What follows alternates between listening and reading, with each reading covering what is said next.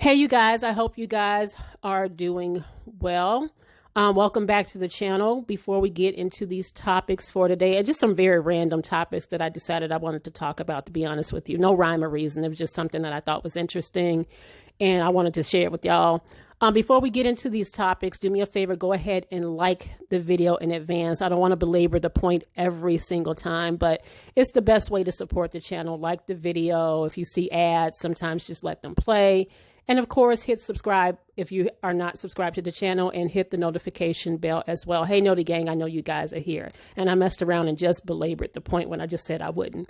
Also, do me a favor. Now, I am always willing to support other Black creatives on this platform. So I want to once again shout out 2DK Animations. He is a young Black creative. He is a young Black animator, young man who has a lot of talent, and I want us to show him love and to go over and subscribe to his channel if you haven't done so. His mom, Katrina, is always showing me love down in the comments, and I want her to know that we support your son, okay? So I'm going to post the link in the comments to his channel. Go and check him out, okay? Let's support each other on these YouTube streets, okay? So I told you guys a few days ago that I decided to go ahead and cut the cord. I no longer have... I've had DirecTV for, 13 years, and I finally cut the cord, and I've tried out YouTube TV. Now, what I was most concerned about with cutting the cord is that I would miss live TV, because I have to watch my live TV. And what I mean by live TV is not just like the news and stuff like that, but like Bravo and, Lifetime and channels like that I just like watching, right? I just like watching my shows. So I went ahead and got YouTube TV, and I've liked it so far. Now, the only criticism I have, of course, of YouTube TV, and it ain't the price, because I was paying $170 for 5 boxes in my house for DirecTV. I only pay $65 a month for YouTube TV. But the only criticism that I have of YouTube TV is that there's a couple of channels that I wish they had that are missing, and that is they don't have Lifetime at all. They don't have Lifetime Movie Network. They don't have Lifetime at all, and they don't have the Hallmark Channel. And I don't necessarily watch Hallmark movies, but I do love to watch my Golden Girls every single day. Now, I know it is on Hulu and stuff like that, and I got Hulu, but I still like to be able to just watch live TV. It is just my thing, okay? So I had to end up getting Philo, which is like $20 a month for that streaming service, and I like it. I actually like having both. Both has a DVR where I can just DVR my shows that I don't want to miss and things like that. And I just like both. And Philo also has Clio, and it has Aspire, which are Black networks. So I've been enjoying this whole live TV. And even with those two, 65 plus 20, even with $85, it's a lot less than $170 I was paying for DirecTV. So I'm with it. I am with it. And thank you guys for even getting down in the comments and talking about your experience with cutting the cord. So let's go ahead and get into these topics for today. First topic is this right here. I know you guys have seen it. I'm not going to show the video, but you've seen the whole thing with the Uber driver and the girl coughing on him and just assaulting him, right? And the girl in the red kind of berating him. The only one that didn't do much of anything was the girl in the middle. So I wanted to talk a little bit about this because, of course, when this went viral, the girl that's right behind him, I mean, she was also using the N-word, which I'm just like, okay, y'all just letting everybody get super comfortable, but that's neither here nor there. I ain't gonna belabor the point on that one either. When this went viral and these girls were catching heat, this girl that was behind the Uber driver decided she was going to get online and try to explain why she went off on him. And it really didn't help her any. And when I tell you karma came fast for these girls, karma came fast for these girls. But go ahead and listen to her try to explain why she did what she did, y'all. Take a look at this. My boyfriend he taught me, don't let nobody play with you, smack the fuck out them. That's what I was taught. So if y'all boyfriends told y'all to let this Uber, let y'all get out the car and get robbed or whatever the fuck would have happened, now that's on y'all. Hell no. And he lucky as hell I ain't have nothing on me on mamas, because if he would have played with me, bruh, it would have been a whole different story. For real, you not about to kick me out on the freeway. Everybody I know 75% of people I know would have smacked the shit out of him or done some crazy ass off the wall shit. All I did was take his mask off and cough a little bit. But I ain't even have corona, so at the end of the day. Okay, yeah, I ain't gonna lie, that was disrespectful as fuck. I'm dead ass wrong for that, but it could have been avoided. Period, point blank. It could have been avoided. You could have just waited and made sure we was safe. If you would have made sure, pass this fucking... I wonder if her boyfriend had some bail money for her ass, because there was a warrant out for her arrest as well as the girl in the red. But here's where karma always finds its way back, right? So the girls got banned from both Uber and Lyft, but that ain't the worst part of it. So the girl that's in the red, her name is Malaysia. Malaysia, after this assault, okay, in the Uber, she decides to take her ass over to Las Vegas and try to pull a scam and end up getting arrested. That's how karma work, y'all. Okay, karma will find you, all right? Or you go looking for it. I don't know. But anyway, she went to Las Vegas and called herself running a bank scam. She went into a Bank of America branch, her and another man, and they tried to use a fake ID to get money out of an account. And somebody recognized this guy as being like on some kind of list, like, yeah, he fraudulent, look out for this dude. And she ended up getting arrested. Now, not only is she now looking at bank fraud charges, which are felonies, of course, she is also looking at assault charges from the San Francisco Uber incident. So, these girls got what coming to them. And I hope she feel really stupid that she decided to go ahead and encourage that dumbass girl that was sitting behind an Uber driver, assaulting the guy, coughing on the guy, and stuff like that. I don't feel no ways about these girls. They wanted to be hood. They wanted to be ratchet. The girl said her boyfriend taught her this and this and this. Well, I hope that he taught you how to survive when your ass is behind bars, okay? Because they ain't gonna keep her. I mean, for what she did, she probably gonna have to end up paying a fine or doing some community service and stuff like that. So she still got the proximity to white enough to kind of save her ass, because I don't think they're gonna really throw the book at her. But this one right here, she decided to go out and commit bank fraud, whole bank fraud. Okay, after the fact, you would think that she would lay low, right? So after the whole thing went viral in the Uber, you think she would lay low. She decides to go and do a crime after the fact. So it's like, how stupid can you be to go and try to commit bank fraud after you've already gone viral? So now people recognize your dumb ass. I just don't know. You have to wonder if they putting something in the water. If these young folks, they have no sense. They have no sense. And they really thought they was doing something. They really thought they were being funny when they were coming at that dude like that. Now, if he would have hauled off and hit them, he would have been in the wrong, right? If he had hauled off and hit their asses, he would have been in the wrong. But let's move on to the next subject, because this one is kind of funny to me. Now, you're probably wondering why I got Michael Jackson and Future here together. All right. Trust me, I didn't want to do this. But it's just the most ridiculous story I've seen. So a couple days ago, Future decided to post on his Insta story this. This was a repost by one of his fans. This fan said, if Hendrix, that's Future, would have came out in 1982, MJ would have never blew up. And here go Future saying, that's deep and one hell of a compliment and just saying, ... Folks get on these internets and say anything. They really get on social media and say anything.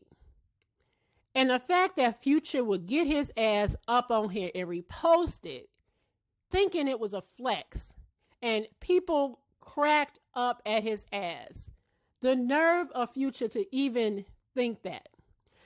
And all I have to say is this to Future. Future, have you been on stage? I mean, just be on. Have Future been on stage and just stood there and people just fainted?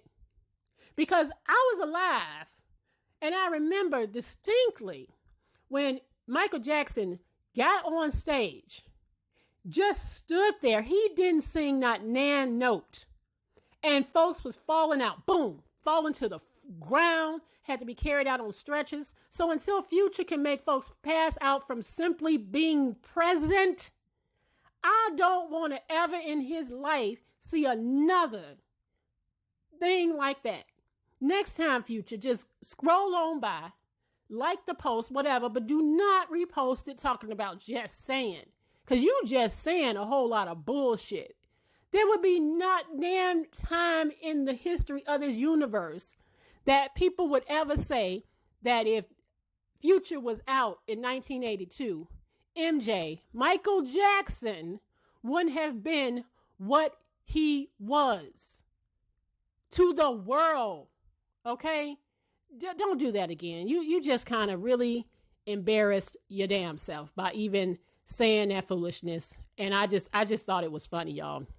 When I read it, I'm like, is this dude on drugs? Now, again, ain't nothing wrong with being confident and being confident about your abilities and about yourself. But again, if you don't have the ability to just stand and people was, I remember people were just fall just by his presence, by Michael Jackson's presence. He was just standing there stoic, didn't say nothing. He was just standing there stoic, just looking. And the girls was just fainting. Men too. Men and women alike were fainting because he was there. So Future, just remember the next time that you want to call yourself trying to even attempt to compare it, don't do that. All right. Next up is Miss Anita Baker. Let me go ahead and talk about Anita Baker. I don't think I have to tell you guys how much of a legend this woman is. I love her music. It's just timeless music. But Anita Baker has asked us not to stream her music anymore. Okay, she does not want anyone streaming her music. Okay, and you may be wondering, well, why doesn't she want that? And there's a logical explanation, and she went on to her social media. She went on to Twitter to explain that. And let me go ahead and read what she said. So she was actually responding to someone who said something. Okay, let me read this. She says, "Hello, sweetheart. Thank you for sending me your love, but let's not advertise Spotify streaming, which is a publicly traded company with a 50 million valuation, but doesn't pay artist creators what they're worth." Okay. And she went on to say, "Miraculously, I have lived out all of my artist contracts. They no longer own my name and likeness, and by law, 30-year-old masters are to be returned to me. Unfortunately, they're going to make me fight for it. I'm prepared to do that. Please don't stream." And then she kind of breaks down the streaming rate. And you can see here that artists don't really get much of anything off of streaming. Okay.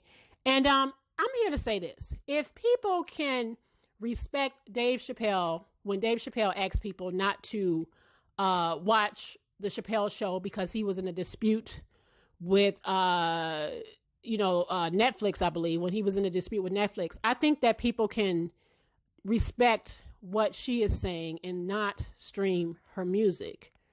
I mean, she deserves her masters. She has fulfilled the obligations. It has been 30 years. So I hope she wins this fight. And it is a shame of how dirty the music industry is, because she should be definitely getting paid. If she owns them, she should absolutely definitely be getting paid. And listen, Prince called this a long time ago. People thought Prince was just being like, high and mighty and highfalutin, and he just wanted to. Prince called this a long time ago. I say respect what she is saying, and, respect that she doesn't want anyone to stream her music. I can absolutely respect that. And you think about that. When it almost seems like a flex when you see people say like 1 billion streams. When you think about, well, those 1 billion streams don't add up to much of anything. I mean, have we not learned from when Left Eye broke it down with the TLC, I think it was on VH1 when they did Inside the Music, and she broke down how they get like certain points for albums and stuff like that. And then you got to pay managers and you got to pay this and this and this. There is really no money. Really. And think about it. Because now they can't tour because of the Panini, a lot of these artists ain't got no money. Right? So streaming don't mean nothing. When you see people flexing about their streams, it means nothing when you think about the fact that they really not getting much money. So I will absolutely respect it. Just like I said, if people can sit there and respect what and honor what Dave Chappelle said, and now he eventually worked that out with Netflix, right? He ended up working it out, and because they realized how valuable he was, they was willing to go ahead and work that out. She has lived out her obligation, and they should go ahead and do the right thing and give her her masters. All right. Now, the last thing I'm going to talk about, this is just kind of funny.